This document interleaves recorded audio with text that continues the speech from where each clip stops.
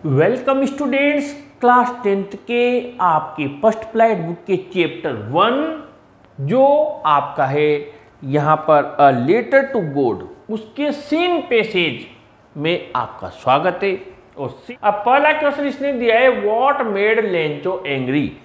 तो हम क्या करेंगे, जैसे ही हमें मिलेगा एंग्री, ये हमें मिल गया, यहाँ पर एंग्री मिल गया, ये देख लीजिए, आपको भी नजर आ रहा है एंग्री मिल गया। इस आपके पैसेज के सेकंड पैराग्राफ में बिकेम एंग्री। तो हम फुल स्टॉप है तो लेंचो शोड, शोड से लेंगे लेंचो शोड, यहाँ से लेंगे मनी तक और हम आंसर लिख देंगे। यानी हमारा आंसर हो गया Lencho showed note the slightest surprise on seeing the money, such was his confidence but he became angry, और ये पूरा लिख दिया। आंसर क्या था, लेंचो नाराज क्यों हुआ। इसमें मात्र एक छोटी सी लाइन है आपका आंसर, ठीक है। ये यहां पर आपका आंसर है, ही became angry when he counted the money. उसने जब पैसे गिने तब वो नाराज हुआ था। अब आपने लिख दिया उसको बिल्कुल भी आश्चर्य नहीं हुआ पैसे देकर, उसका कॉन्फिडेंस ये था, और हो सकता है वो लास्ट तक चेक ही नहीं करे, और आपने ऊपर वो बात लिख दी जो पूछ ही नहीं रहा है आपसे। ये हो सकता था कि आप इस आंसर को यहां से आगे ले जाते, he became angry when he counted the money he thought, ऐसा अपनी तरफ से लिखे, that God could not have made a mistake, भगवान से तो गलती हो नहीं सकती, nor could he have denied Lencho what he had requested, ना ही वो लेंचो को मना कर सकते हैं जो उसने उनसे रिक्वेस्ट की है। ये तो फिर भी चल जाएगा, लेकिन आपने ऊपर से लिख दिया तो गड़बड़ हो जाएगी, इसलिए पहले क्वेश्चन को समझें। Number 2, why did Lencho not surprise on seeing the money. Lencho, अब आपने पहले वाले में भी लेंचो नॉट सरप्राइज से लिखा और मनी तक, अब दूसरे में भी, अब आप ऐसे फंस जाता है इंसान, क्योंकि आपने तो ऊपर की लाइन से फुल स्टॉप तक लिखा था लेंचो शोड नॉट सरप्राइज, अब वापस फिर उसने सरप्राइज वाला ही क्वेश्चन पूछ लिया, अब इसका भी वही लिख दोगे क्या, यानी सबका ही वही हो जाएगा। एग्जामिनर सोचेगा यार पागल समझ रखा है यार, क्वेश्चन का एक ही आंसर है। इसलिए इसका आंसर तो ये होगा कि लेंचो सरप्राइज क्यों नहीं हुआ। इसका आंसर क्या होगा कि वो भगवान में बहुत विश्वास करता था। तो ये इसका आंसर आपके जो क्वेश्चन है इसका आंसर तो आपके होगा ये यहां से, the yes Lencho showed note the slightest surprise only seeing the money such was his confidence, ये वाला। यानी ये दो आंसर कंप्लीट हो गए। Third, what did he ask for, उसने किस चीज के लिए मांग की थी।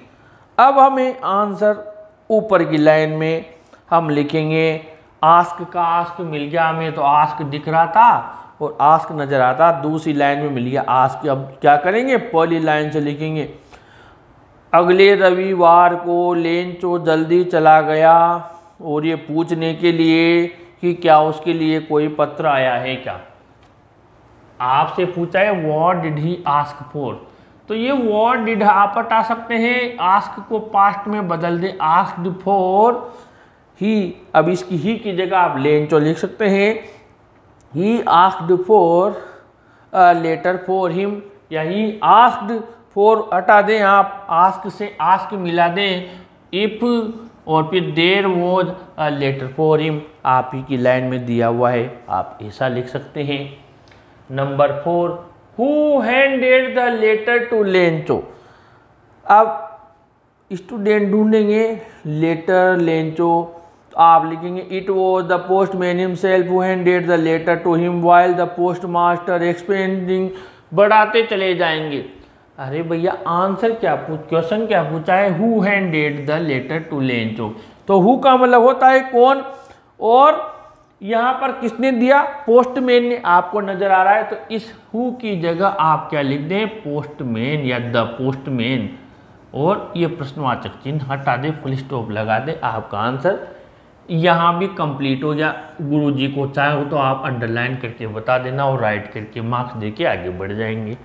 आगे बढ़ते हैं, how did the post master feel. अब बच्चा क्या करेगा, यहाँ पर आएगा इट वॉज द पोस्टमैन पूरा, अरे यहाँ जहाँ है ना the post master experiencing the containment of a man, अब आपको यहाँ पर फील है तो हाउ हटा दीजिए, डिड हटा दीजिए। अगर आपको वर्ब आती है तो फील को फेल्ट में चेंज कर दीजिए, द पोस्ट मास्टर फेल्ट, और फिर इसको बढ़ा दीजिए कंटेंटमेंट ऑफ अ मैन, एक संतोष मिला ऐसे व्यक्ति का जिसने अच्छा कार्य किया हो। Looked on from his office, office से देख रहा था, ये आप इसमें लिख सकते हैं। अगला, find out the similar word of work from the passage. अब यहाँ पर बहुत से स्टूडेंट्स को परेशानी आ जाती है कि यार इसके मिलता जुलता मीनिंग, तो वो कोई सा भी तुक्का लगा देते हैं, ये बड़ा सा दिख रहा है कठिन सा, यही होगा, और उसको लगा देते हैं। ऐसा नहीं होता है, कैसे ढूंढते हैं। ये इतना सा पैराग्राफ है। वर्क का मतलब तो हमें पता होता है कार्य, एक मीनिंग तो पता होना जरूरी, इसका मतलब होता है कार्य। आइए देखते हैं और एक और पढ़ लेते हैं अपोजिट वाला। अपोजिट का मतलब होता है एक्सेप्टेड, एक्सेप्टेड का मतलब होता है स्वीकार करना, अस्वीकार का मतलब क्या होता है, अपोजिट पूछेंगे तो मना करना।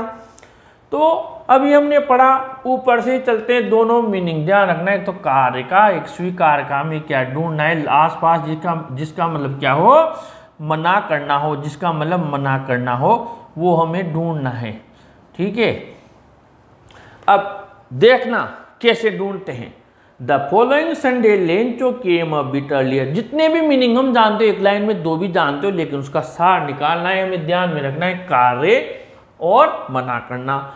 Usual to ask there was a letter for him, यहाँ तो कहीं नहीं है। इट वॉज द पोस्टमैन, जिसने उसको पत्र दिया। पोस्ट मास्टर एक्सपीरियंसिंग, एक्सपीरियंस तो सब जानते हो, अनुभव करना। The containment of a man, एक व्यक्ति का कंटेंटमेंट, एक व्यक्ति का कंटेंटमेंट यानी संतोष। अब मान लीजिए आप सोचेंगे यार एक तो कंटेंटमेंट भी हो सकता है, लिखिए मत। आप मान लो आप कहोगे सर हमें कंटेंटमेंट पता नहीं है, तो हो सकता है इसे ही लगा दें, बिल्कुल लगा दो, तो पेंसिल से वहाँ अंडरलाइन कर लो, ये भी हो सकता है। तो जो बच्चा पूरा नहीं जानता वो ऐसे ही बनाएगा, अंडरलाइन कर लो उसको। फिर देखते हैं आगे बढ़ते हैं, अगर इससे भी बढ़िया मिल गया तो of a man who has performed a good deed, जिसने किया हो एक अच्छा व्यक्ति, जिसने अच्छा क्या करेगा, वो अनुभव कर रहा था पोस्ट मास्टर, जिसने कोई अच्छा, अब आप गुड वर्क, अपने आप डीड का क्या निकला, वर्क, यानी आप इसको जो भी कंटेंटमेंट किया था इसको हटा दीजिए और यहां पर लिख दीजिए डीड, क्योंकि ये पास में आ रहा है। अब और आगे बढ़ते हैं, अभी एक्सेप्टेड का मना करना भी है। Lencho showed not the slightest surprise on seeing the money, ये सा उसका कॉन्फिडेंस था, बट ही बिकेम एंग्री, वो नाराज हो गया जब उसने पैसों को गिना। अभी तक तो मना करना नहीं आया। God could not have made a mistake, mistake यानी गलती होती है, मना करना नहीं होता, भगवान से तो गलती होगी नहीं। Nor could he have denied, एक मीनिंग है डिनाइड, इसको अंडरलाइन कर लिया, डिनाइड को। ना ही, न तो गलती कर सकते, ना ही लेंचो को जो भी उसने रिक्वेस्ट किया उसके लिए मना कर सकते हैं, यानी डिनाइड का क्या निकला, मना करना। तो इसका आंसर हम क्या लिख देंगे, डिनाइड। ये आपके अपोजिट हो गया। तो कुल मिलाकर मैं ये नहीं कह रहा कि एक पैसेज से आप पूरा शानदार सीख जाएंगे, लेकिन ये कह रहा हूं कि एक पैसेज से आप पैसेज की ट्रिक सीख जाएंगे, और ऐसे ही जब प्रैक्टिस करेंगे तो ये दिन भी दूर नहीं है जब हम ये जो हमारे 9 मार्क्स हर बार कट जाते हैं, किस चीज़ के, इस चीज़ के मीनिंग्स के, वो भी हमारे पक्का आएंगे। ऐसे ही वीडियोस के लिए अपने चैनल को सब्सक्राइब कीजिए और वीडियो को भी ज़रूर लाइक शेयर कीजिए। Thank you.